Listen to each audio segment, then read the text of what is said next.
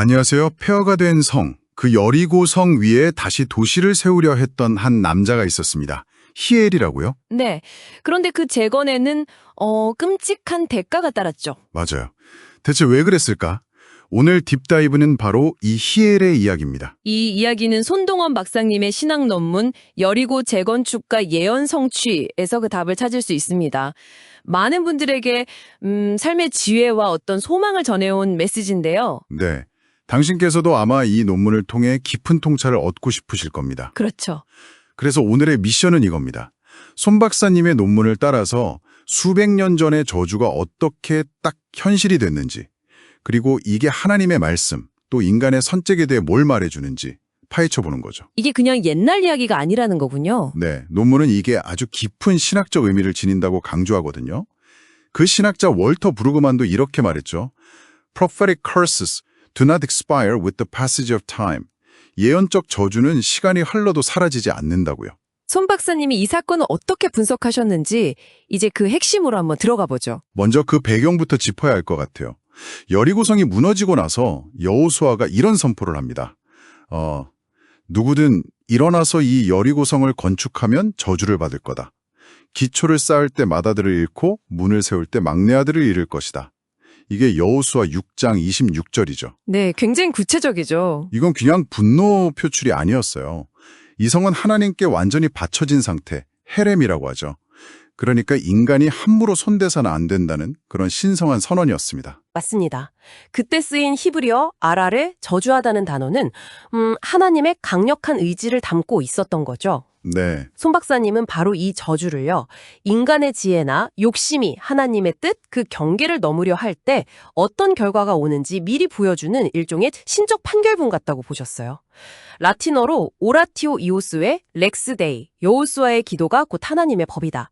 이렇게 표현할 수도 있겠네요. 신적 판결문이라 흥미로운 표현이네요. 그리고 정말 놀라운 건 이게 수백 년 뒤에 그대로 이루어졌다는 겁니다. 아하방 시대에요. 베델 사람 히엘이 여리고를 다시 세우는데 열왕기상 16장 34절을 보면 정말 그 예언 그대로 첫째 아들 아비람을 기초 놓을 때 잃고 맘내 수굽을 성문 달 때 잃어요. 아, 정말 말씀 그대로네요. 네, 손 박사님은 여기서 하나님의 말씀, 히브리어로 다바르가 시간을 넘어서 반드시 성취된다, 쿰한다고 강조하십니다. verbum dei manet in aeternum, 하나님의 말씀은 영원히 서 있다는 라틴어 구절이 딱 맞죠. 하나님의 신실하심, 피데스 데이, 시네 무타티오네, 그 변함없으심을 증명하는 사건이라는 겁니다. 그런데요, 여기서 더 좀 생각해보면 소름 돋는 건 히엘이 이 저주를 몰랐을까 하는 점이에요. 열왕기상 기록을 보면 마치 알면서도 그냥 강행한 것처럼 보이거든요. 바로 그 부분입니다. 손 박사님 분석에 따르면 이건 무지가 아니라 의도적인 불순종, 교만, 수펄비아 호미니스에서 나온 행동이라는 거죠. 교만이요? 네. 자신의 힘으로 역사를, 아니 신의 저주까지도 바꿀 수 있다고 생각했던 걸까요? 히브리어로 말이라는 단어가 있는데 이게 딱 그의 행동을 보여집니다. 단순한 실수가 아니라 불성실하게 행하다, 배신하다 같은 뜻이에요. 신의 영역을 침범한 거죠. 알면서도 그랬다면 정말 대담한 건지 어리석은 건지. 손 박사님은 바로 그 지점을 파고드십니다. 히엘의 비극은 물론 그의 교만이 부른 결과지만 어찌 보면 역설적으로 그의 삶 자체가 하나님의 말씀이 얼마나 살아있고 강력한지를 증명하는 도구가 되어버렸다는 거죠. 시대적 배경도 중요하다고 하셨죠? 맞습니다. 당시가 아합 왕 시대였잖아요. 열왕기상 16장 후반부를 보면 바알과 아세라 숭배가 아주 극심했던, 영적으로 정말 타락했던 시기였어요. 코럽슈 템포름 말룸 오미니스 이런 거죠. 시대가 타락하니 사람도 악해지는. 하나님을 경외하는 마음이 사라진 시대였군요. 네. 율법이나 하나님의 말씀 같은 건 그냥 무시되는 분위기였죠. 사람들이 죄에 그냥 달라붙어서 차바트, 부끄러움 보시조차 몰랐다고 할까요? 손 박사님은 히엘도 결국 아합 왕이 걷던 그 악한 길, 라데레크를 따라간 인물로 보십니다.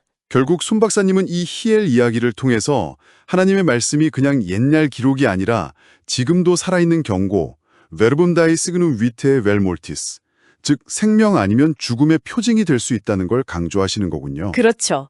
불순종의 대가는 명확하다는 것. 신명기 29장에도 이미 경고되어 있었잖아요. 아마 히엘도 아들들을 잃고 나서야 땅을 치며 울부짖었겠지만 쉬야 그때는 이미 늦었겠죠. 아, 안타깝네요. 이게 신명기 신학의 핵심입니다. 순종하면 복, 불순종하면 저주. 히엘과는 다르게 요시야 왕 같은 경우는 율법책을 발견하고 듣자마자 옷을 찢고 회개하며 순종의 길을 갔잖아요. 네, 대비가 되네요. 그래서 손 박사님은 히엘의 이 비극적인 죄, 하타 이야기가 결국 우리에게 하나님을 경외하는 야레, 삶, 즉 두려워하고 존중하며 따르는 삶이 얼마나 중요한지를 가르쳐준다고 결론 내리십니다. 그 A.W. 토저가 말했듯이 구원하는 믿음은 순종하는 믿음이다. 이 말이 떠오르네요. 오늘 손동훈 박사님의 논문을 통해서 여리고 재건 사건, 히엘의 이야기를 정말 깊이 있게 들여다봤습니다. 하나님의 말씀은 시간을 초월해서 살아있고 반드시 성취되며 결코 가볍게 여겨서는 안 된다는 것. 아주 강력한 메시지입니다. 네, 이 수백 년 전 이야기가 그런데 오늘 바로 당신에게는 왜 중요할까요? 손 박사님의 분석은 결국 우리 각자가 삶에서 만나는 여러 권위 있는 말들, 특히 신성한 약속이나 경고를 얼마나 진지하게 받아들이고 순종하며 사는지를 돌아보게 만드는 것 같아요. 그렇군요. 마지막으로 손 박사님의 논문이 던지는 근본적인 질문을 당신께도 한번 드려보고 싶습니다. 수백 년 전의 저주와 그 성취 이야기가 오늘 당신의 삶과 과연 어떤 관련이 있을까요? 어쩌면 지금 이 순간에도 하나님의 말씀은 시대를 넘어서 당신에게 무언가를 경고하고 또 약속하고 있지는 않을까요? 그 답은 한번 당신 안에서 직접 찾아보시길 바랍니다.